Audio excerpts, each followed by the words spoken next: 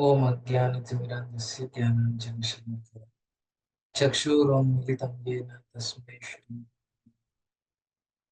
नमः। ओं विष्णुपादाय कृष्णाय श्रीमते भक्तिवेदांत स्वामी नामिने। नमस्ते सारस्वते देवे गौरवाणी प्रचारिणे निर्विशेष शून्यवादी पाश्चात्य देशतारिणे वाञ्छाकल्पतरुभ्यश्च कृपा सिन्धुभ्य एव च पतितानां पावनेभ्यो वैष्णवेभ्यो जय श्री कृष्ण चैतन्य प्रभु नित्यानंद श्री अद्वैत गदाधर श्रीवासादि गौर भक्तवृंद। हरे कृष्णा कृष्णा कृष्णा हरे हरे, हरे राम राम राम हरे हरे। हरे कृष्णा। तो सभी का हम स्वागत करते हैं ये गुरुवार के सुदामा सेवा सत्संग में। और ये हमारा चौथा सत्र है समुद्र मंथन लीला के संदर्भ में। भौतिक कार्यों में हम पूरा मन लगा के पूरा ध्यान लगा के उनको निभाते हैं, उनको करते हैं। तो हमें चाहिए कि हमारा जो मन भौतिक कार्यों में इतना ध्यान पूर्वक हम लगाते हैं उसको भौतिक कार्यों से निकाल के भगवान के श्री चरणों में भगवान के गुण नाम कीर्तन को श्रवण करने में उसे लगाना चाहिए।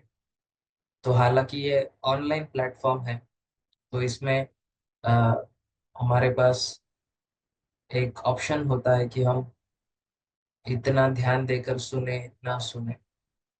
लेकिन अगर हम वीडियो ऑन करके श्रोता के रूप में वक्ता के समक्ष बैठ सकते हैं तो हमें उसी प्रकार का लाभ मिलेगा जैसे हम मंदिर में बैठकर भगवान के समक्ष श्रील प्रभुपाद जी और वैष्णव के समक्ष बैठ के श्रवण करते हैं। तो पिछले हफ्ते हमने चर्चा किया था कि समुद्र मंथन लीला में भगवान जो देवता है उनको उपदेश देते हैं कि आप असुरों के साथ संधि कर लो और उनको समुद्र मंथन के लिए आप मना लो।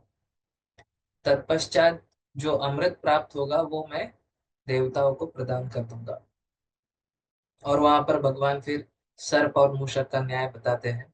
और अ, जो देवता गण है उनको भगवान कई कई उपदेश देते हैं कि ये जो कार्य आप करने जा रहे हैं, ये जो अ, प्रकल्प आप करने जा रहे हैं, इसमें कई बाधाएं आएंगी। तो आप भयभीत मत होइएगा और उसके साथ शांत मन रख के आपको इस कार्य को संपन्न करना है। असुरगण आपसे कई कई मांगे करेंगे लेकिन आपको विचलित नहीं होना है। आपको आ, किसी भी प्रकार से क्षुब्ध या क्रोधित नहीं होना है। और जो भी असुरगण मांगते हैं उनको आपको दे देना है। तो इस प्रकार से भगवान सभी देवताओं को उपदेश करते हैं और उसके पश्चात भगवान वहां से अंतर्धान हो जाते हैं। तो आज हम इसके आगे चर्चा करेंगे। तो ये मूषक का हमने कथा। श्री शुक उवाच इति देवान् समादिश्य भगवान् पुरुषोत्तमः तेषामन्तर्दधे राजन् स्वच्छन्द गतिरीश्वरः। श्री शुकदेव गोस्वामी ने आगे कहा, हे राजा परीक्षित, देवताओं को इस प्रकार से सलाह देकर समस्त जीवों में श्रेष्ठ स्वच्छंद रहने वाले भगवान उनके समक्ष से अंतर्धान हो गए। तो भगवान वहां से अंतर्धान हो जाते हैं।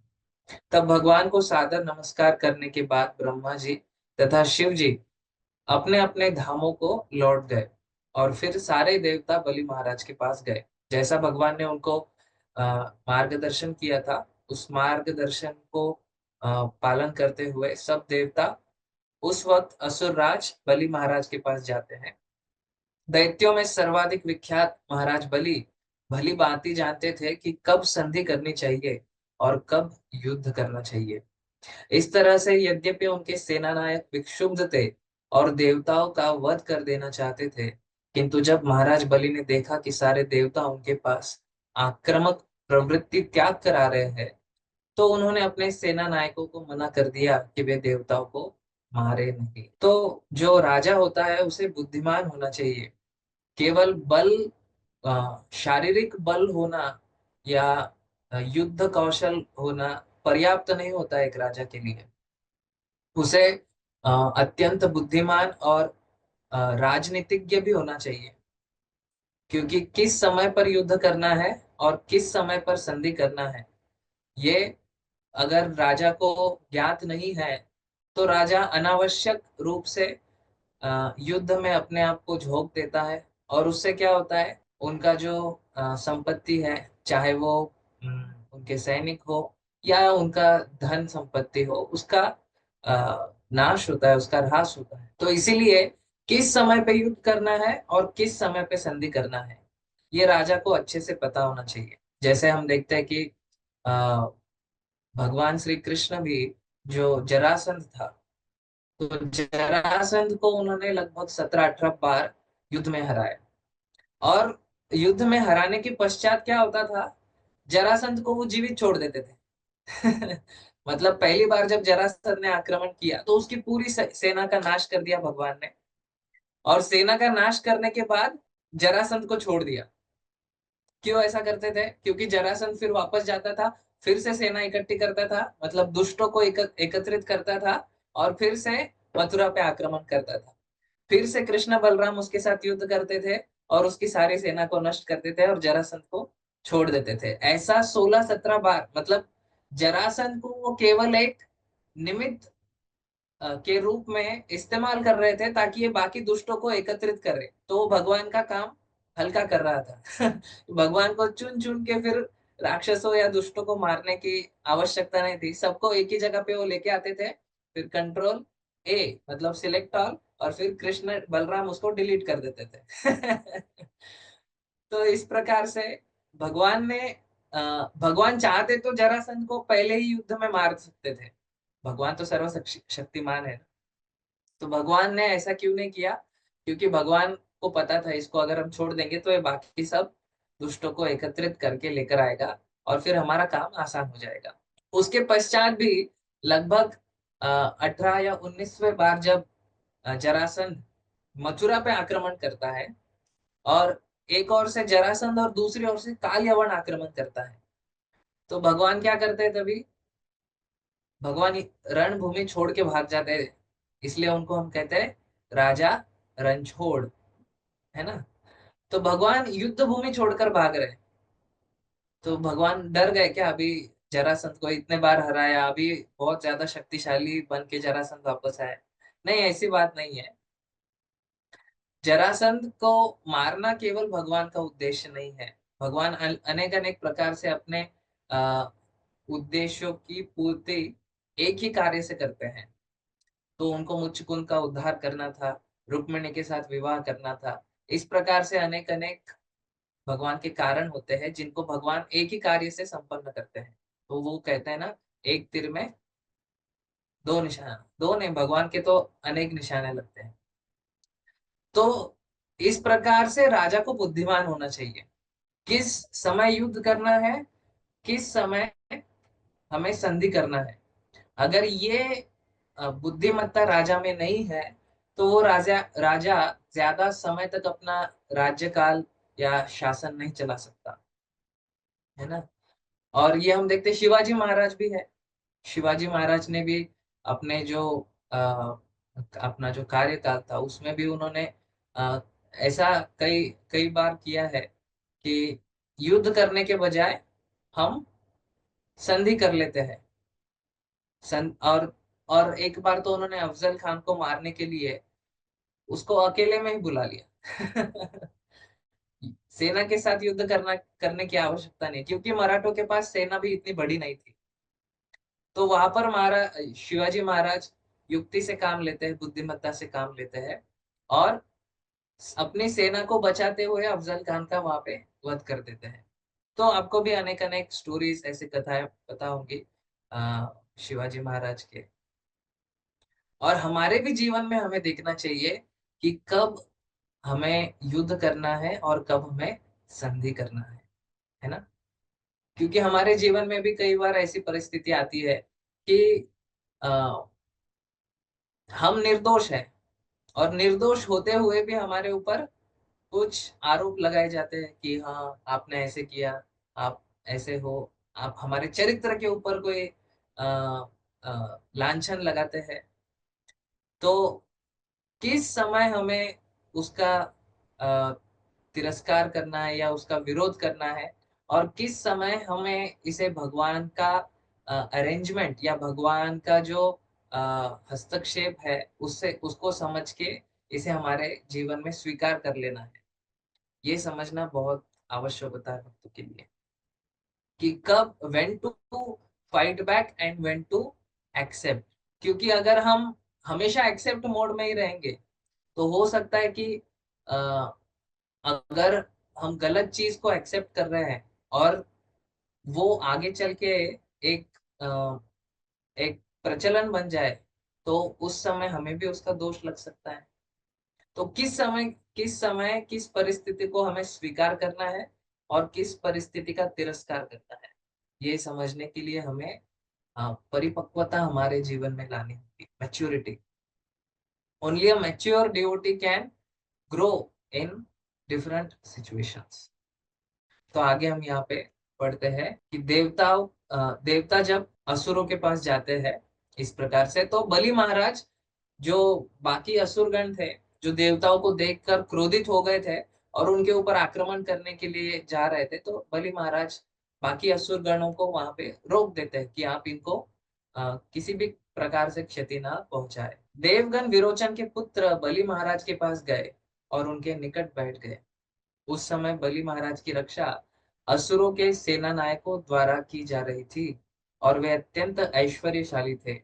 उन्होंने सारे ब्रह्मांडों को जीत लिया था। अत्यंत बुद्धिमान एवं देवताओं के राजा इंद्र ने बलि महाराज को विनीत शब्दों से प्रसन्न कर लेने के बाद उन सारे प्रस्तावों को अत्यंत विनय पूर्वक प्रस्तुत किया जिन्हें भगवान विष्णु ने उन्हें सिखलाया था। तो जैसे जैसे भगवान ने उनको बताया था वो सब उन्होंने बलि महाराज को कहा। राजा इंद्र द्वारा रखे गए प्रस्ताव को बलि महाराज ने उनके सहायकों ने, जिनमें शंबर तथा अरिष्ट ने भी प्रमुख थे, एवं त्रिपुर के अन्य सारे निवासियों ने तुरंत ही मान लिया।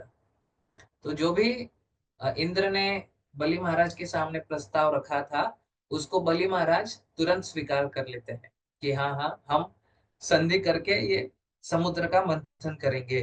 ततो देवासुरा कृत्वा संविदं कृत सौहृदाः उद्यमं परमं चक्रुर अमृतार्थे परंतप। हे शत्रुओं को दंड देने वाले महाराज परीक्षित, तब देवताओं तथा असुरों ने परस्पर संधि कर ली और उन्होंने इंद्र द्वारा प्रस्तावित अमृत उत्पन्न करने की योजना को बड़े ही उद्यम पूर्वक कार्यान्वित करने की व्यवस्था की। ततस्ते मंदर गिरिम ओजसोत्पाट्य दुर्मदाः नदन्त उदधीम्निन्युः शक्ताः परिघबाहवः। तत्पश्चात देवताओं तथा अत्यंत शक्तिशाली एवं लंबी लंबी बलशाली भुजाओं वाले असुरों ने अत्यंत बलपूर्वक मंदर पर्वत को उखाड़ा और जोरों से चिल्लाते हुए वे उसे क्षीर सागर की ओर ले चले। दुर्भारोद्वह श्रांताः शक्रवैरोचनादयः अपार अपारयन्तस्तं वोढुं विवशा विजहु पथि। विशाल पर्वत को दूर तक ले जाने के कारण राजा इंद्र, महाराज बलि तथा अन्य सारे देवता एवं असुर थक गए। पर्वत को ले जाने में असमर्थ होने के कारण उन्होंने उसे रास्ते में छोड़ दिया। निपतंस गिरिस्तत्र बहूनम बहूनमरदाव दानवान् चूर्णयामास महता भारेण कनकाचलः।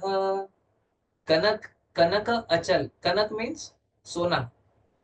जो मंदार पर्वत था वो सोने का था, साधारण नहीं था। तो उसको अ, वो मतलब उसका जो भार था वो सहन नहीं कर पाए। तो उससे क्या हुआ, चूर्ण यामास, यह पर्वत जो मंदर के नाम से विख्यात था अत्यंत भारी था तथा सोने का बना था, वही गिर पड़ा और इसने अनेक देवताओं तथा असुरों को कुचल डाला। तो बहुत सारे वहां पे असुर देवता वो जो पर्वत था, उसके नीचे क्या होता है उनका कचुम्बर बन जाता है। तो कभी कभी ऐसे होता है कि हमारे क्षमता से ऊपर हम किसी कार्य को अगर स्वीकार कर लेते हैं तो वो हमारे ऊपर ऐसे बोझ बन के गिर जाता है। जैसे समझो कोई चिड़िया है, छोटी सी, गौरैया कहते हैं उसको, जो आजकल थोड़ा कम दिखता है, लेकिन साधारण चिमनी कहते हैं उसे मराठी में। तो वो जो चिड़िया होती है, वो छोटी सी चिड़िया के सर के ऊपर आप बड़ा सा तरबूज अगर रख दोगे तो वो बड़े तरबूज के नीचे वो चिड़िया का चटनी हो जाएगा। उसी प्रकार से यहाँ पे हम देखते हैं कि देवता तथा असुर, ये दोनों भी उस मंदार पर्वत को उठा रहे थे, लेकिन उनके क्षमता के बाहर वो था। इसलिए क्या हुआ, उसका प्रेशर पूरा उनके ऊपर आ गया। और कुछ देवता जो थे, जो साइड में थे, वो तो बाहर निकल गए, लेकिन बाकी देवता उसके नीचे चटनी बन गए। तो हमें भी देखना चाहिए, हमारे जीवन में किसी कार्य को अगर हम स्वीकार कर रहे हैं, किसी प्रोजेक्ट को अगर ले रहे हैं, तो क्या मेरे अंदर उसे करने की क्षमता है? क्या मैं इसे कर सकता हूँ, या मैं ओवर कॉन्फिडेंट हो रहा हूँ? है ना, कभी अति उत्साही हो जाते हैं हम अति उत्साह। तो अति उत्साह, क्या मैं अति उत्साह में इस कार्य को स्वीकार कर रहा हूँ?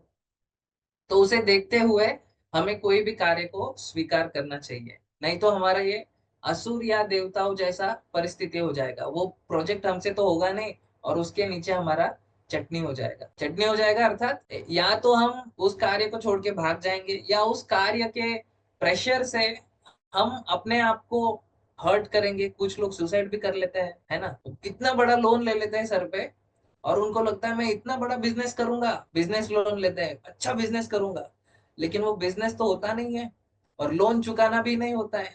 फिर क्या करते हैं, खुद खुद सुसाइड कर लेते हैं, और अपने बीवी बच्चों को भी सुसाइड करा लेते हैं। सब लोग एक साथ चटनी हो जाते हैं। तो इस प्रकार से हमें देखना चाहिए कि क्या मैं ये प्रेशर सहन कर सकता हूँ, तभी उसको स्वीकार करना। तांस तथा भग्न मनसो भग्न बाहुर उरुकंधरा विज्ञाय भगवांस्तत्र बभूव गरुड़ध्वजः। देवता तथा असुर हताश तथा विक्षुब्ध थे, और उनकी भुजाएं, जांघें तथा कंधे टूट गए थे। अतएव गरुड़ की पीठ पर सवार सर्वज्ञ भगवान वहां पर प्रकट हुए। यह देखकर के अधिकांश दानव तथा देवता पर्वत के गिरने से कुचले गए हैं, भगवान ने उन सब पर अपनी दृष्टि दौड़ाई और उन्हें जीवित कर दिया। इस प्रकार वे शोक से रहित हो गए, और उनके शरीरों के घाव भी जाते रहे। फिर भगवान ने पर्वत को अत्यंत सरलता पूर्वक, क्योंकि भगवान के लिए कुछ कार्य कठिन नहीं है, अत्यंत सरलता पूर्वक एक हाथ से गरुड़ उठाकर गरुड़ की पीठ पर रख दिया। मतलब गरुड़ भी कितने शक्तिशाली होंगे उस पर्वत को सीधा गरुड़ की पीठ पर रख दिया। तब वे स्वयं गरुड़ पर सवार हो गए, और देवताओं तथा असुरों से घिरे हुए क्षीर सागर को चले गए। तत्पश्चात पक्षीराज गरुड़ ने अपने कंधे से मंदर पर्वत को उतारा, और वे उसे जल के निकट ले गए। तब भगवान ने उससे उस स्थान से चले जाने को कहा, और वे चले गए। तो ये बहुत महत्वपूर्ण सीख हमें यहाँ पे मिलती है कि देवता तथा असुर, स्पेसिफिकली यहाँ पर देवतागण, ये भगवान के निर्देशन से, मार्गदर्शन से इस कार्य को संपन्न करने के लिए जा रहे हैं। और जहां उनको समस्या हुई, वहां पे भगवान स्वयं प्रकट हो गए। तो जब गुरु कृष्ण हमें किसी सेवा को करने का आदेश देते हैं, और उस सेवा में हमें कुछ समस्याएं होती है, तो वहां पर हमें गुरु और कृष्ण का किसी न किसी प्रकार से, हाँ, हमें उनकी ओर से मदद मिलती है, क्योंकि वो भी जानते हैं कि हमारी क्षमता क्या है। और अगर हमारे क्षमता से बाहर उन्होंने हमें कुछ सेवा दी है, तो उस सेवा को संपन्न करने हेतु वो हमें किसी ना किसी प्रकार, किसी भक्त से मदद करवा देंगे, किसी भक्त को भेज देंगे हमारी सहायता के लिए, या स्वयं हमें कुछ ऐसे उपदेश देंगे जो हमारे सेवा में हमें काम आ सकते हैं। तो भगवान जब किसी सेवा को, या गुरु किसी सेवा को किसी भक्त को देते हैं, तो उसके साथ उसे संपन्न करने का उन्हें शक्ति भी प्रदान करते हैं। With the service comes the empowerment to do that service. That is the lesson we learn from here. और हम देखते हैं कि गरुड़ जी यहाँ पे भगवान को, भगवान गरुड़ जी के पीठ पर वो मंदार पर्वत को रखते हैं। उसके साथ साथ सारे देवता असुर भी उनकी पीठ पे सवार हो जाते हैं, और भगवान स्वयं सवार होके वो क्षीर सागर को सबको लेकर जाते हैं। और फिर जैसे ही क्षीर सागर में पहुंचते हैं तो वहां पर भगवान गरुड़ को आदेश देते हैं कि आपकी सेवा यहाँ पे समाप्त हुई, आप चले जाइए। क्यों चले जाइए? क्योंकि वहां पर वासुकी को रस्सी के रूप में इस्तेमाल किया जाने वाला था, और वासुकी जो है वो सर्प है, और गरुड़ का खाद्य क्या है? सर्प है। भोजन जो है गरुड़ जी का वो सर्प है, क्योंकि गरुड़ जी तो पक्षी राज है, तो उनका जो अन्न है वो सर्प है।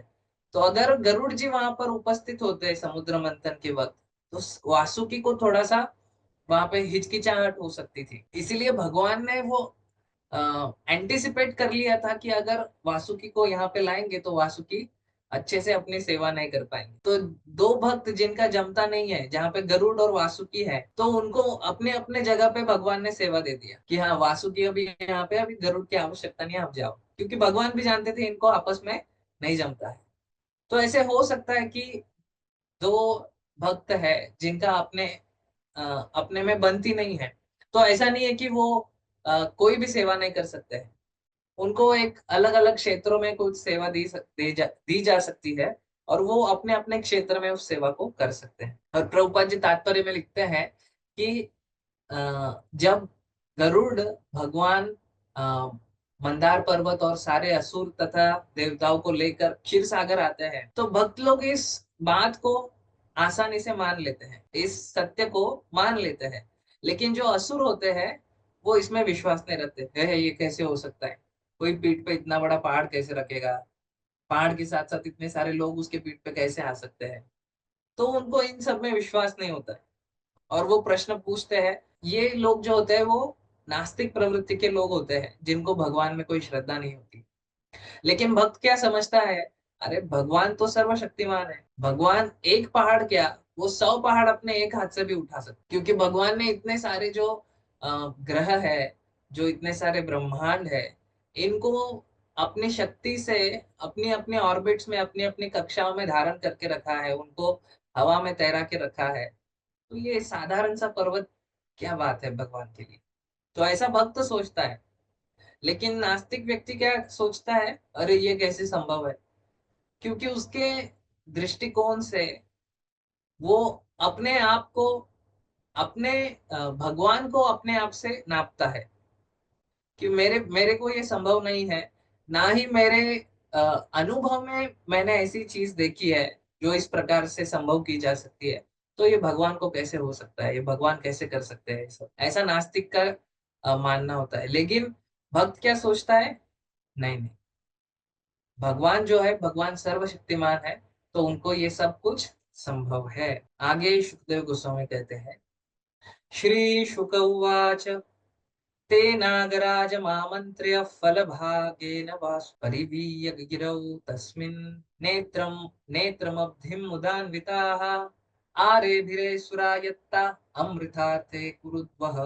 सुखदेव गोस्वामी ने कहा, है कुरुक्षेत्र कुरुश्रेष्ठ महाराज परीक्षित, देवों तथा असुरों ने सर्पराज वासुकी को बुलवाया और उसे वचन दिया कि वे उसे अमृत में भाग देंगे। उन्होंने वासुकी को मंदर पर्वत के चारों ओर मथने की रस्सी की भांति लपेट दिया, और क्षीर सागर के मंथन द्वारा अमृत उत्पन्न करने का बड़ी प्रसन्नता पूर्वक प्रयत्न किया। किसी भी कार्य को करने के लिए आपको किसी की सहायता चाहिए, तो पहले उस व्यक्ति को बताना पड़ता है कि ये कार्य करने के बाद आप उसको क्या देंगे, क्या लाभ देंगे। नहीं तो वो कार्य क्यों करेगा आपके लिए, है कि नहीं?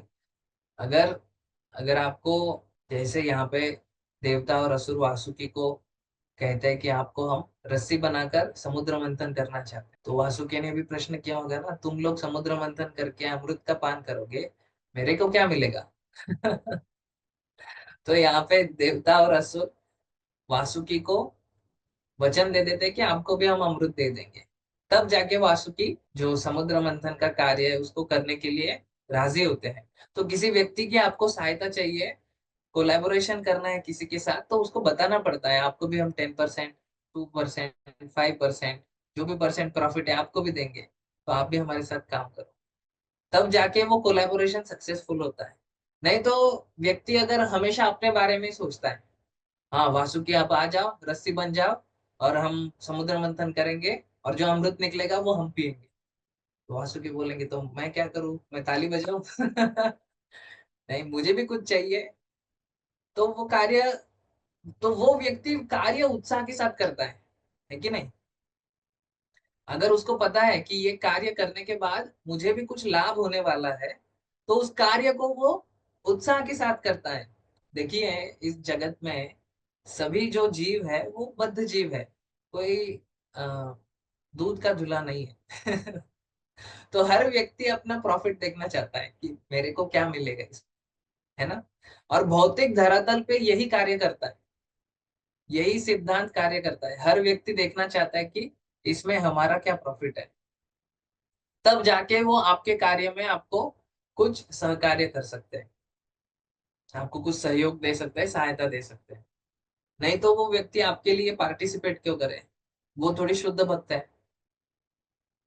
निष्काम कर्मयोग थोड़ी कर रहे हैं सभी लोग कि हमको तो कुछ नहीं चाहिए, हम बस बाकी लोगों की सेवा करने के लिए जीवित है, बाकी हमको कुछ नहीं चाहिए। ये केवल शुद्ध भक्ति में होता है। लेकिन इस भौतिक जगत में अगर हमें किसी कार्य को संपन्न करना है, तो वो व्यक्ति को उनका भी कुछ बेनिफिट दिया जाना चाहिए। तब जाके हमारा कोलैबोरेशन जो है वो सक्सेसफुल रहेगा। हरि पुरस्ताद जगृहे पूर्वम देवास्ततो भवन। भगवान अजित ने सर्प के अगले हिस्से को पकड़ लिया, और तब सारे देवताओं ने उनके पीछे होकर उसे पकड़ लिया। तो भगवान ने क्या किया, जो वासुकी है, तो वासुकी का जो मुख होता है और उसका पूंछ होता है, तो भगवान ने उसके मुख वाले साइड को पकड़ लिया। और भगवान के पीछे पीछे अजित जो है वो भगवान का ही स्वरूप है, भगवान का ही अवतार है अजित। तो भगवान के पीछे पीछे सारे देवता उस साइड को पकड़ लिए, मुख वाले साइड को। लेकिन असुरों ने भी देखा, अरे मुख वाला साइड है, सब देवता लोग पकड़ रहे। तो असुर क्या सोचते हैं, तन्नैच्छन् दैत्यपतयो महापुरुष चेष्टिता न गृह्णीमो वयं पुच्छम् अहेरंगम स्वाध्याय श्रुत संपन्ना प्रख्याता जन्म कर्म भी। तो तन्नैच्छन् दैत्यपतयो, दैत्यों के नेताओं ने पूंछ पकड़ना मूर्खता समझा। तो अभी अगर मुख वाले साइड में सब देवता आ गए, तो पूंछ वाले साइड में सभी असुर जाने चाहिए। लेकिन असुर क्या है, असुर क्या सोचता है कि सर्प का जो पिछला भाग है, जो पूंछ होता है, वो अमंगल है, अशुभ है। इसके स्थान पर वे अगला हिस्सा पकड़ना चाहते थे, जिसे भगवान तथा देवताओं ने पकड़ रखा था, क्योंकि वह भाग शुभ तथा महिमा युक्त था। इस प्रकार असुरों ने इस दलील के साथ कि वे सभी वैदिक ज्ञान में अत्यधिक बड़े चढ़े हैं, स्वाध्याय श्रुत संपन्न है हम सब असुर। आपने क्या समझ रखा है, हमको पूछ दे रहे हो आप पकड़ने? पूछ तो कितना अमंगल होता है, अशुभ होता है, और हमारे कार्यकलाप कितने विख्यात है। इसलिए आप देवता लोग पीछे जाओ, पूछ पकड़ो और मुख को हमारे हाथ में दे दो, हम पकड़ेंगे। इसके तात्पर्य में श्रील प्रभुपाद कहते हैं, भगवान असुरों के कल्याण हेतु उस मुख वाले साइड को पकड़े थे, क्योंकि मुख वाले साइड से क्या होता है, जहर निकलता है ना सांप का। सांप का जहर निकलता है। तो अगर जहर पकड़ेंगे, जहर वाला साइड आप पकड़ेंगे, तो वो पूरा जहर आपके मुख, आपके ऊपर आएगा, आपको क्षीण करेगा। इसलिए भगवान ने मुख वाला साइड पकड़ा था और असुरों को पूंछ वाला साइड दिया था। लेकिन असुरों को लगा कि अरे, ये देवतागण अपने आप को क्या समझते हैं, ये अमंगल जो भाग है, पूंछ वाला जो भाग है, अहे पुच्छम अमंगलम, ये हमको दे दिया, तो हम कम नहीं है, हम देवता के ऑपोजिट ही करेंगे। देवताओं ने मुख पकड़ा, हम भी मुख पकड़ेंगे, देवताओं को पीछे भेजो। तो प्रभुपाद जी तात्पर्य में लिखते हैं कि असुर कभी भी नहीं चाहते, कभी भी अ, भगवान के आदेश को पालन नहीं करना चाहते हैं। वो चाहते हैं कि जो देवता लोग करेंगे वो हम भी करेंगे। अगर देवताओं को भगवान बोलते कि आप विषपान कर लो, तो असुर बोलते हैं तुम लोग विषपान करोगे, हम भी विषपान करके अपना जान दे देंगे। विषपान करना हमारे लिए बेस्ट है। ऐसा असुर सोचते हैं कि जो देवताओं को मिला है वो हमको भी मिलना चाहिए। ऐसे होते हैं ना, कुछ कभी कभी छोटे छोटे बच्चे होते हैं घर में, तो माता पिता क्या करते हैं, बाजार में से कुछ लेकर आते हैं, ये स्वीट्स या कुछ ये, और उसमें से कुछ खराब वाला जो पोर्शन होता है या अच्छा नहीं होता है कुछ पदार्थ, तो उसको बड़े भाई को दे देंगे, ऐसा किसी को दे देंगे जो समझदार है। तो छोटे बच्चे क्या करते हैं, रोते हैं, नहीं नहीं उसको जो दिया वो मेरे को ही दे दो, मुझे वही चाहिए, उसके प्लेट में जो है वही चाहिए। उस प्रकार से यहाँ पे असुर जो थे, उन्होंने भगवान से मांग की कि आप ये पूंछ वाला भाग आप लोग पकड़ो, मुख वाला भाग जो है वो हमारे हाथ में दे दो। इति तूष्णीं स्थितान् दैत्यान् विलोक्य पुरुषोत्तमः स्मयमानो विसृज्याग्रम् पुच्छं जग्राह सामरः। स्मयमान, भगवान एकदम स्मित हास्य देते हैं कि ये असुर लोग कभी सुधरेंगे नहीं। इस प्रकार असुरगण देवताओं की इच्छा का विरोध करते हुए मौन रहे। भगवान असुरों के मनोभाव को ताड़ गए, अतः वो मुस्काने लगे। उन्होंने विचार विमर्श किए बिना तुरंत ही सांप की पूंछ पकड़कर उनका प्रस्ताव मान लिया, और सारे देवता उनके साथ हो लिए। तो देवता और भगवान पूंछ की तरफ चले जाते हैं और असुरों को मुख दिया जाता है। सांप को किस स्थान पर पकड़ना है, यह तय करने के पश्चात कश्यप के पुत्र देवता तथा असुर दोनों ने क्षीर सागर के मंथन से अमृत पाने की लालसा से अपना अपना कार्य प्रारंभ कर दिया। हे पांडुवंशी, जब क्षीर सागर में मंदर पर्वत को इस तरह मथनी के रूप में प्रयुक्त किया जा रहा था, तो उसका कोई आधार न था। अतएव असुरों तथा देवताओं के बलिष्ठ हाथों द्वारा पकड़ा रहने पर भी वह जल में डूब गया। चूंकि पर्वत दैवी शक्ति से डूबा था, अतएव देवता तथा असुरगण निराश थे और उनके चेहरे कुम्हला गए प्रतीत होते थे। भगवत इच्छा से जैसे जैसी स्थिति उत्पन्न हो गई थी, उसे देखकर असीम शक्तिशाली एवं अच्युत संकल्प वाले भगवान ने कछुए का अद्भुत रूप धारण किया और जल में प्रविष्ट होकर विशाल मंदर पर्वत को उठा लिया। केशवधृता कूर्म शरीरा, जय जगदीश हरे। तो जो अ, मंदार पर्वत था, तो उसको जल में कुछ सपोर्ट नहीं था नीचे। अगर किसी वस्तु को घुमाना है तो उसको कोई सपोर्ट चाहिए ना नीचे, कोई सपोर्ट नहीं था। तो जैसे ही वो पर्वत को वहां पे रखे, वो पर्वत नीचे डूब गया। तो अभी क्या करेंगे, सबके मुंह फिर से गिर गए, सब देवता असुर निराश हो गए, अब कैसे करें। तो भगवान ने देखा कि इनसे अब कुछ नहीं होगा, तो उन्होंने कूर्म का रूप धारण किया और कूर्म के रूप में उस पर्वत को अपनी पीठ पर उठा लिया। और जैसे ही वो पर्वत ऊपर आ गया, फिर सभी देवता लोग खुश हो गए, सभी देवता असुर। जब देवताओं तथा असुर ने देखा कि मंदर पर्वत उठाया गया है, तो वे प्रफुल्लित हो गए और पुनः मंथन करने के लिए प्रोत्साहित हुए। यह पर्वत विशाल कछुए की पीठ पर टिका था, जो एक विशाल द्वीप की भांति 8 लाख मील तक फैला हुआ था। तो हम ये कभी सोच भी नहीं सकते कूर्मा अवतार कैसे होगा। कितना बड़ा होगा, 8 लाख मील। हे राजा, जब देवताओं तथा असुरों ने अपने बाहुबल से अद्भुत कछुए की पीठ पर स्थित मंदर पर्वत को घुमा दिया, तो कछुए ने पर्वत के इस घूमने को अपना शरीर खुजलाने का साधन मान लिया।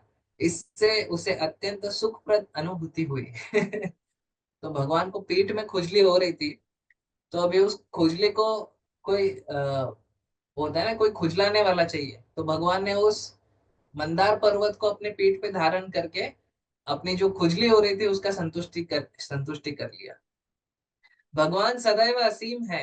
यद्यपि कच्छप रूप में भगवान ने अपनी पीठ पर मंदर पर्वत नामक विशालतम पर्वत धारण कर रखा था, किंतु उन्हें कोई असुविधा अनुभव नहीं हो रही थी। उल्टे उन्हें थोड़ी खुजलाहट लग रही थी, जिससे पर्वत का घूमना उन्हें निश्चय ही अत्यंत रुचिकर लग रहा था।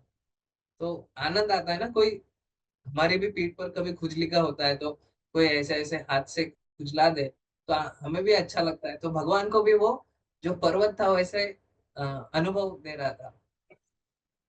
तत्पश्चात भगवान विष्णु उन सबको प्रोत्साहित करने एवं विभिन्न प्रकार से शक्ति देने के लिए असुरों में रजोगुण के रूप में, देवताओं में सतोगुण के रूप में तथा वासुकी में तमोगुण के रूप में प्रविष्ट हो गए। तो जो देवता है वो सत्वगुण से संचालित होते हैं, असुरगण रजोगुण से संचालित होते हैं, और जो वासुकी सर्प था उसको तमोगुण से संचालित किया। क्यों? क्योंकि उसका जो मुख था वो अगर खुला खुला रहता था तो उससे पूरा जहर निकल रहा था, जो पूरे असुरों को वहां पे परेशान कर रहा था। उससे असुर भी क्षीण हो रहे थे। तो भगवान ने क्या किया, तमोगुण से वासुकी को सुला दिया। तो अब जो असुर है उनको भी वहां पे कोई परेशानी नहीं होगी।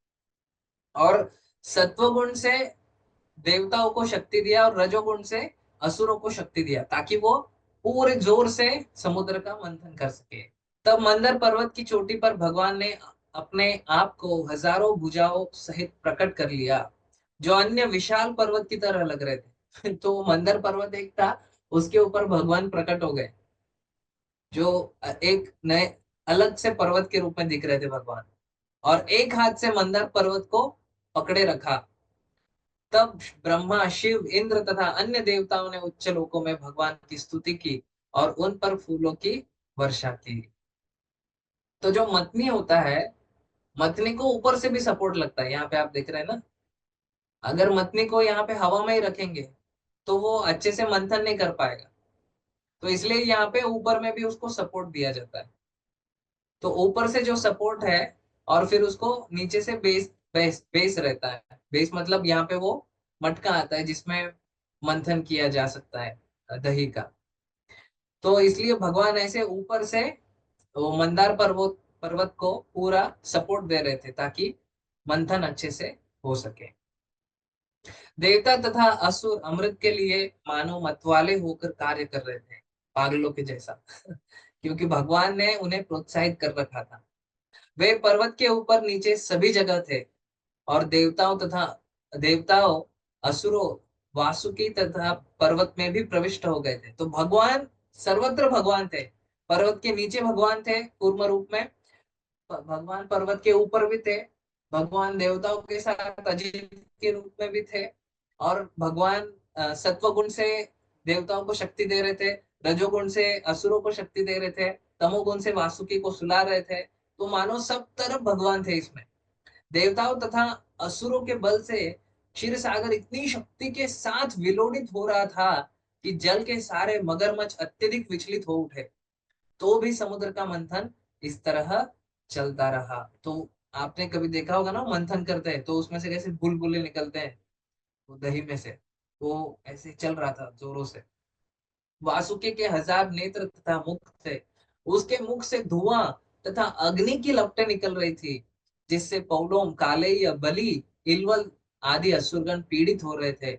इस तरह सारे असुर, जो जंगल की आग से जले हुए सरल वृक्ष की भांति प्रतीत हो रहे थे, धीरे धीरे शक्तिहीन हो गए। तो मैंने कहा ना आपको, वो वासुकी के मुख से पूरा विष और पूरा अग्नि निकल रहा था, धुआं निकल रहा था। चूंकि वासुकी की दहकती सांस से देवता भी प्रभावित हुए थे, अतएव उनकी शारीरिक कांति घट गई, और उनके वस्त्र, मालाएं, आयुध तथा उनके मुखमंडल धुएं से काले पड़ गए।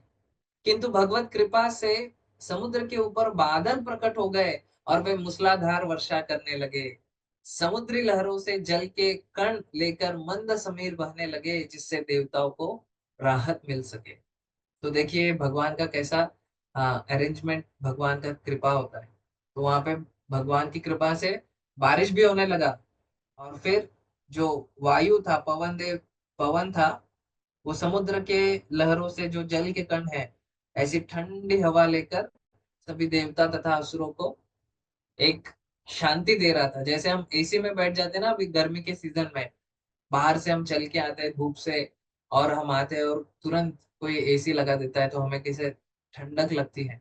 उसी प्रकार से वहां पे सभी देवताओं और असुरों के लिए भगवान ने एसी का इंतजाम कर दिया। जब श्रेष्ठतम देवताओं तथा असुरों के द्वारा इतना उद्यम करने पर भी क्षीर सागर से अमृत नहीं निकला, तो स्वयं भगवान अजित ने समुद्र को मथना प्रारंभ किया। तो देखिए, इतना प्रयास करने के बाद भी उसमें से अमृत नहीं निकला, तो अभी भगवान भी उसमें लग गए देवताओं की साइड से खींचने के लिए। भगवान श्याम बादल की भांति प्रकट हो रहे थे। वे पीले वस्त्र पहने थे, उनके कान के कुंडल बिजली की तरह चमक रहे थे, और उनके बाल कंधों पर बिखरे हुए थे। वे फूलों की माला पहने थे और उनकी आंखें गुलाबी थी। विश्व भर में अभय देने वाली अपनी बलिष्ठ यशस्वी भुजाओं से उन्होंने वासुकी को पकड़ लिया, और वे मंदर पर्वत को मथनी बनाकर समुद्र का मंथन करने लगे। जब वे इस प्रकार व्यस्त थे, तो वे इंद्रनील नामक सुंदर पर्वत की भांति प्रतीत हो रहे थे। तो भगवान का यहाँ पे रूप का वर्णन हो रहा है, भगवान कैसे दिख रहे थे वहां। मछलियां, हांगर, कछुए तथा सर्प अत्यंत विचलित एवं क्षुब्ध थे। सारा समुद्र उत्तेजित हो उठा, और व्हेल, समुद्र हाथी, घड़ियाल तथा तिमिंगिल मछली जैसे बड़े बड़े जलचर सतह पर आ गए। जब इस प्रकार से समुद्र मंथन हो रहा था, तो इससे सर्वप्रथम हलाहल नामक घातक विष उत्पन्न हुआ। तो यहाँ पे वर्णन है कि जो समुद्री जीव थे, जो प्राणी, पशु इत्यादि समुद्री जीव थे, वो पूरे सतह पे आ गए। जैसे हम दही का मंथन करते हैं ना, तो उसमें जो सॉलिड पार्टिकल्स होते हैं जो मक्खन होता है, वो सतह पे आ जाता है। वैसे यहाँ पे समुद्र का मंथन हो रहा था, तो सारे जो समुद्री जीव थे, वो पूरे ऊपर आ गए। और वहां पे प्रथम जो प्रोडक्ट है उनके प्रोजेक्ट का, वो प्रकट हो गया। और वो क्या है? हलाहल, विष उत्पन्न हुआ। हे राजा, जब वह उग्र विष ऊपर नीचे तथा सभी दिशाओं में वेग के साथ फैलने लगा, तो सारे देवता भगवान समेत शिव जी सदाशिव के पास गए। अपने को असुरक्षित तथा अत्यंत भयभीत पाकर वे सब उनकी शरण मांगने लगे। तो वो जो विष था, वो बहुत ही भयानक विष था, और उससे क्या हो रहा था? सब देवी देवता, असुर, पूरे उससे त्रस्त हो गए थे, परेशान हो रहे थे। तो उस विष से छुटकारा पाने के लिए भगवान के साथ सब देवी देवता महादेव शिव जी के पास जाते। तात्पर्य में प्रभुपाद जी लिखते हैं, कोई चाहे तो यह प्रश्न कर सकता है कि जब साक्षात भगवान वहां उपस्थित थे, तो वे सारे देवताओं तथा प्रजा को साथ लेकर सदाशिव की शरण में क्यों गए? उन्होंने स्वयं हस्तक्षेप क्यों नहीं किया? इस प्रसंग में श्रीमध्वाचार्य सावधान करते हैं, रुद्रस्य यशसोत्थाय स्वयं विष्णु विषम विभु न संजघ्रे समर्थोपि वायुं चोचे प्रशांतये। भगवान विष्णु स्थिति को संभालने में सक्षम थे, किंतु शिव जी को श्रेय प्रदान करने के लिए ही उन्होंने कोई कार्यवाही नहीं की। शिव जी ने बाद में सारा विष पी लिया और उसे अपने गले में रख लिया। तो देखिए, भगवान भी चाहते हैं कि अपने भक्तों का जो कीर्ति है वो बढ़े। जैसे हम देखते हैं कि अ, भगवान राम हनुमान जी को भेजते लंका कि आप जाओ और सीता माता का पता लगाओ, कहाँ है सीता। भगवान चाहते तो भगवान को सब कुछ पता है, भगवान सर्व ज्ञाता है ना। उनको पता है कि रावण सीता को उठा के लेकर गया है, दक्षिण दिशा में गया है। उन्हें रावण को भेजने की या हनुमान जी को भेजने की जरूरत नहीं है कि जाओ ढूंढो सीता मैया का है। उनको बाकी वानर सेना का भी सहायता लेने का आवश्यकता नहीं है। लेकिन भगवान चाहते हैं कि मेरे जो भक्त है, उनकी कीर्ति का बखान हो, उनका गुणगान हो। इसलिए भगवान अपने सेवकों को सेवा देते हैं। जैसे हम देखते हैं कि श्री चैतन्य महाप्रभु, अभी गौर पूर्णिमा आ रहा है, तो श्री चैतन्य महाप्रभु ने ये हरिनाम संकीर्तन का जो आंदोलन है, इसको प्रारंभ किया। और चैतन्य महाप्रभु ने इसका प्रचार कहाँ किया? भारत में, दक्षिण भारत में किया, थोड़ा बहुत, थोड़ा सा उत्तर भारत में और बंगाल में। और जो ये तीन चार जगहों पर या तीन चार क्षेत्रों में ही श्री चैतन्य महाप्रभु ने इसका प्रचार किया। फिर चैतन्य महाप्रभु के ही आदेश से, उनके ही परंपरा में हम देखते हैं कई कई आचार्यों ने, नरोत्तम दास ठाकुर, श्रीनिवास आचार्य और अ, श्रीनिवास आचार्य, नरोत्तम दास ठाकुर और श्यामानंद पंडित, ये तीनों मिलके आगे चल के भगवान के जो ग्रंथ है उनका वितरण करते हैं, प्रचार प्रसार करते हैं। फिर आगे चल के भक्ति सिद्धांत सरस्वती ठाकुर आते हैं। फिर वो पूरे भारत भर में श्री चैतन्य महाप्रभु के मिशन की स्थापना करते हैं गौड़ीय मठ के रूप में।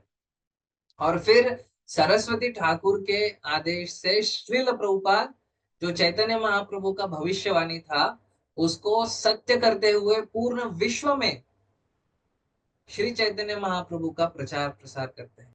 तो कोई कह सकता है कि चैतन्य महाप्रभु ने दक्षिण भारत, उत्तर और थोड़ा सा पूर्व भारत में किया। भक्ति सिद्धांत सरस्वती ठाकुर ने पूरे भारत में प्रचार किया और श्रील प्रभुपाद ने पूरे विश्व में प्रचार किया। तो सबसे महान कौन है तीनों में? और श्रील प्रभुपाद कितने महान है देखो, उन्होंने पूरे विश्व में प्रचार। नहीं, श्रील प्रभुपाद महान क्यों है? वो श्री चैतन्य महाप्रभु की कृपा से महान बने हैं। श्री चैतन्य महाप्रभु चाहते तो पूरे विश्व को एक क्षण में कृष्ण प्रेम प्राप्त करा सकते हैं, लेकिन श्री चैतन्य महाप्रभु चाहते हैं कि उनके सेवक आए और इस सेवा को करें, और उनको इस सेवा का करने का जो श्रेय है, जो फल है, वो प्राप्त हो। इसलिए श्री चैतन्य महाप्रभु ने उनके ही इच्छा से, स्व इच्छा से श्रील प्रभुपाद को निमित्त बनाया कि ये हरे कृष्ण महामंत्र जो है ये पूरे विश्व में इसका प्रचार प्रसार हो। उसी प्रकार से यहाँ पर हम देखते हैं कि हालांकि भगवान स्वयं उस परिस्थिति में, वहां उस स्थिति में, उस क्षेत्र में प्रकट थे जहाँ पे हलाहल प्रकट हुआ समुद्र मंथन से, लेकिन भगवान ने क्या किया कि चलो हम सब लोग जाके महादेव की शरण लेते हैं। और फिर महादेव को इस कार्य के लिए उन्होंने निमित्त बनाया। कि मैं नहीं बोल रहा हूँ, ये मध्वाचार्य बोल रहे हैं। मध्वाचार्य हमारे आचार्य हैं। श्री प्रजापतयो देव देव महादेव भूतात्म भूत भावना त्राहिणः शरणापन्नां त्रैलोक्य दहनाद् विषाद। हे देव श्रेष्ठ महादेव, हे समस्त जीवों के परमात्मा तथा उनकी सुख समृद्धि के कारण हम आपके चरण कमलों की शरण में आए हैं। अब आप तीनों लोकों में फैलने वाले इस उग्र विष से हमारी रक्षा करें। त्वमेक सर्व जगत ईश्वरो बंध मोक्षयो तम तम त्वामर्च अर्चन्ति कुशलाः प्रपन्नार्ति हरम गुरुम। हे प्रभु, आप सारे विश्व के बंधन तथा मोक्ष के कारण हैं, क्योंकि आप इसके शासक हैं। जो लोग आध्यात्मिक आध्यात्मिक चेतना में बढ़े चढ़े हैं, वे आपकी शरण में जाते हैं। अतएव आप उनके कष्टों को दूर करने वाले हैं और उनकी मुक्ति के भी कारण आप ही हैं। अतएव अतएव हम आपकी पूजा करते हैं। और कई प्रार्थनाएं सभी देवता लोग शिव जी को वहां पे अर्पित करते हैं। और फिर शिव जी उनके उनका जो कष्ट है, उनका दुख है, उसको देखकर शिव जी पिघल जाते हैं। श्री शुक उवाच तद्वीक्ष्य व्यसनं तासां कृपया भृशपीडित सर्वभूत सुहृदेव इदमाह सतिम प्रिया। श्री सुखदेव गोस्वामी ने आगे कहा, शिव जी सारे जीवों के प्रति सदैव उपकारी है। जब उन्होंने देखा कि सारे जीव विष के सर्वत्र फैलने के कारण अत्यधिक उद्विग्न है, तो वे अत्यंत दयार्द्र हो उठे। आर्द्र मीन्स, आर्द्र का मतलब क्या होता है? कोई जानता है? आर्द्र मतलब गीला। जो ह्यूमिडिटी होता है ना अंग्रेजी में, उसे मराठी या हिंदी में आर्द्रता कहते हैं। तो यहाँ पर शिव जी दयार्द्र हो गए, उनका हृदय दया से पिघल गया। अतः उन्होंने अपनी नित्य संगिनी सती को इस प्रकार कहा, अहो मत भवान्येतत् प्रजानां पश्य वैशसं क्षीरोदमथनोद्भूतात् कालकूटादुपस्थितम्। शिवजी ने कहा, हे प्रिय भवानी, जरा देखो तो किस तरह ये सारे जीव क्षीर सागर के मंथन से उत्पन्न विष के कारण संकट में पड़ गए हैं। जीवन संघर्ष में लगे समस्त जीवों को सुरक्षा प्रदान करना मेरा कर्तव्य है। निश्चय ही स्वामी का कर्तव्य है कि वह पीड़ित अधीनस्थों की रक्षा करे। भगवान की माया से मोहग्रस्त सामान्य लोग सदैव एक दूसरे के प्रति शत्रुता में लगे रहते हैं, किंतु भक्तगण अपने नश्वर शरीरों को भी संकट में डालकर उनकी रक्षा करने का प्रयास करते हैं। सो यह वैष्णव का लक्षण है। प्रभुपाद जी बताते हैं कि चाहे जीव कितना भी हमारे प्रति तिरस्कार करे या किसी भी प्रकार से हमें क्षति पहुंचाने का प्रयत्न करे, लेकिन जो वैष्णव होता है वो क्या करता है, अपने आप को संकट में डालकर दूसरों को आ, भगवत भक्ति देने का प्रयास करता है। जैसा हम देखते हैं कि नित्यानंद प्रभु ने क्या किया, जगाई मधाई को जो श्री चैतन्य महाप्रभु का प्रेम है उसको देने का प्रयास किया, और उसके फलस्वरूप क्या हुआ, जगाई ने श्री नित्यानंद प्रभु के सर पे मारा और उससे उनको पूरा खून बहने लगा। लेकिन फिर भी नित्यानंद प्रभु वहां से हटे नहीं, वो वहां पे लगे रहे कि आप एक बार तो कृष्ण नाम लो, आप एक बार गौरांग महाप्रभु का नाम ले लो, तो मैं संतुष्ट हो जाऊंगा। तो ये वैष्णव होता है। पर दुख दुखी, बद्धात्माओं को दुखी देखकर वैष्णव सदा दुखी रहता है, अन्यथा उन्हें सुखी बनने की शिक्षा देते रहने का उसका कोई अर्थ नहीं होता। भौतिकवादी जीवन में लोग शत्रुता के कार्यों में अवश्य ही लगे रहते हैं। तो इस प्रकार से वैष्णव जो है वो अन्य लोगों का दुख देख के उसे दुख होता है। हे मेरी भद्र पत्नी भवानी, जब कोई अन्यों के लिए उपकार के कार्य करता है तो भगवान हरि अत्यधिक प्रसन्न होते हैं, और जब भगवान प्रसन्न होते हैं तो मैं भी अन्य सारे प्राणियों के साथ अत्यधिक प्रसन्न होता हूँ। अतएव मुझे यह विष पीने दो, क्योंकि मेरे कारण सारे जीव इस प्रकार सुखी हो सकेंगे। तो भगवान को स्मरण करते हुए कि भगवान उन भक्तों से प्रसन्न होते हैं जो अन्य लोगों को सुख देने के लिए स्वयं कष्ट को उठाते हैं, ऐसे भक्तों से भगवान अत्यंत प्रसन्न होते हैं। इसलिए शिव जी यहाँ पर इस विष पान को करने के लिए सती को कह रहे हैं कि मुझे इस विष का पान करने दो। श्री सुखदेव गोस्वामी ने आगे कहा, इस प्रकार भवानी को सूचित करते करके शिव जी वह विष पीने लगे, और भवानी ने उन्हें ऐसा करने की अनुमति दे दी, क्योंकि वे शिव जी की क्षमताओं को भली भांति जानती थी। तत्पश्चात मानवता के लिए शुभ तथा उपकारी कार्य में समर्पित शिवजी ने कृपा करके सारा विष अपनी हथेली में रखा और वे उसे पी गए। तस्यापि दर्शयामास स्ववीर्यं जलकल्मषः, यच्चक्का यच्चकार गले नीलम तच्च साधोर्विभूषणम्। अपयश के कारण क्षीर सागर से उत्पन्न विष ने मानो अपनी शक्ति का परिचय शिवजी के गले में नीली रेखा बनाकर दिया हो, किंतु अब वही रेखा भगवान का आभूषण मानी जाती है। तो उसे क्या, भगवान को नीलकंठ कहते हैं, आपको भी पता है। तो ये श्लोक जो है ये अत्यंत प्रसिद्ध श्लोक है भागवतम से। तप्यन्ते लोक तापेन साधव प्रायशो जना, परमाराधनम तद्धि पुरुषस्याखिलात्मनः। कहा जाता है कि सामान्य लोगों के कष्टों के कारण महापुरुष सदैव स्वेच्छा से कष्ट भोगना स्वीकार करते हैं। प्रत्येक व्यक्ति के हृदय में स्थित भगवान के पूजने की यह सर्वोच्च विधि मानी जाती है। तो अन्यों को भक्ति प्रदान करने के लिए स्वयं भक्त जब कष्ट लेते हैं तो उससे भगवान अत्यंत प्रसन्न होते हैं।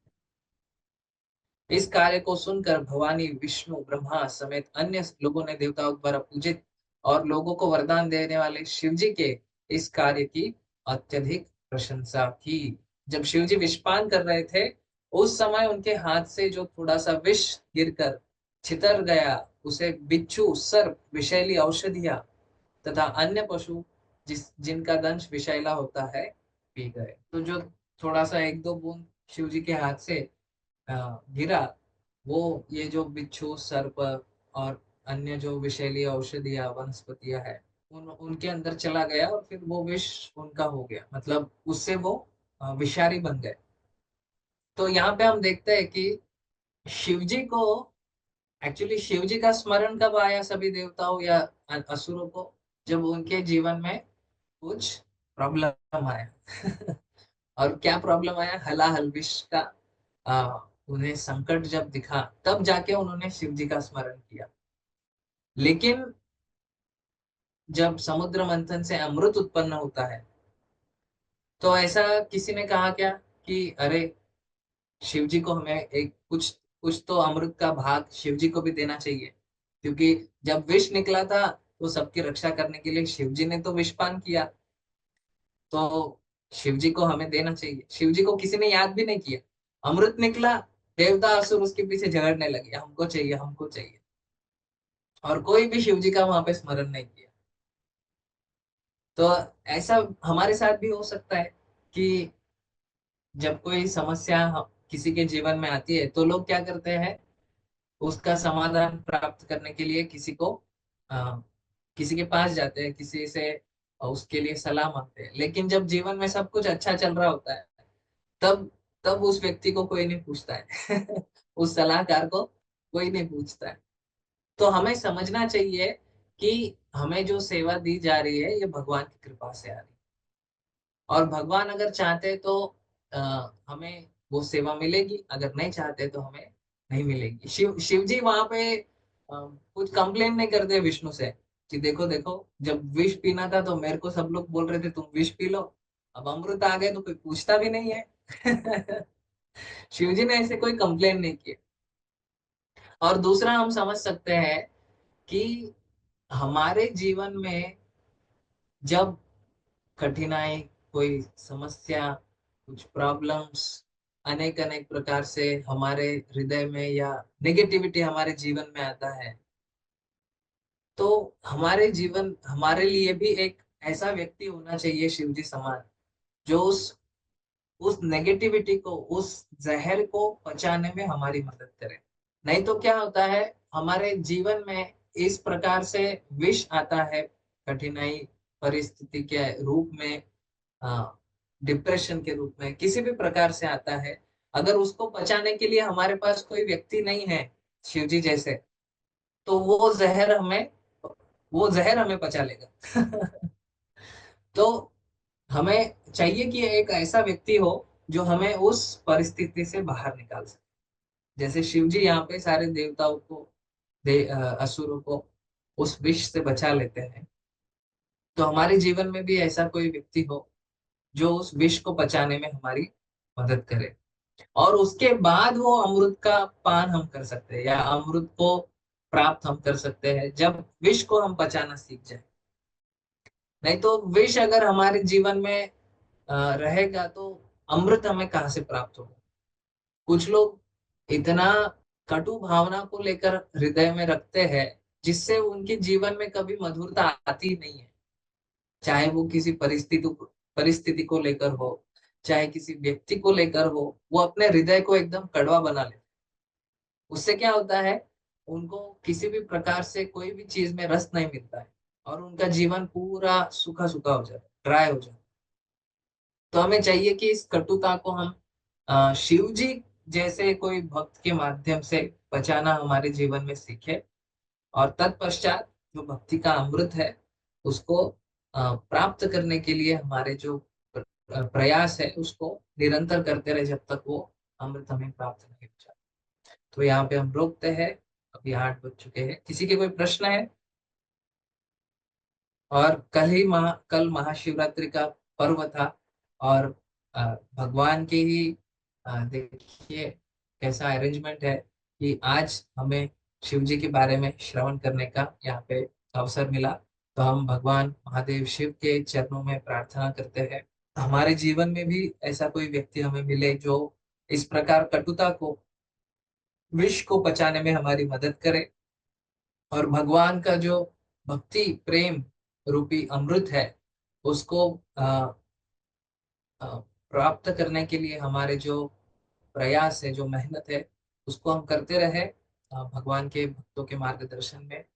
और शिव जी की कृपा से अवश्य वो कृष्ण प्रेम रूपी अमृत हमें प्राप्त हो, ऐसी प्रार्थना हम शिव जी के चरणों में आज करते हैं। आगे के जो वस्तु उत्पन्न होते हैं समुद्र मंथन से, जो जो चीजें निकलती है उनका क्या होता है, किस प्रकार से अमृत आता है, और असुर और देवताओं को वहां पे युद्ध होता है अमृत के लिए, वो सब हम आगे चल के चर्चा करें।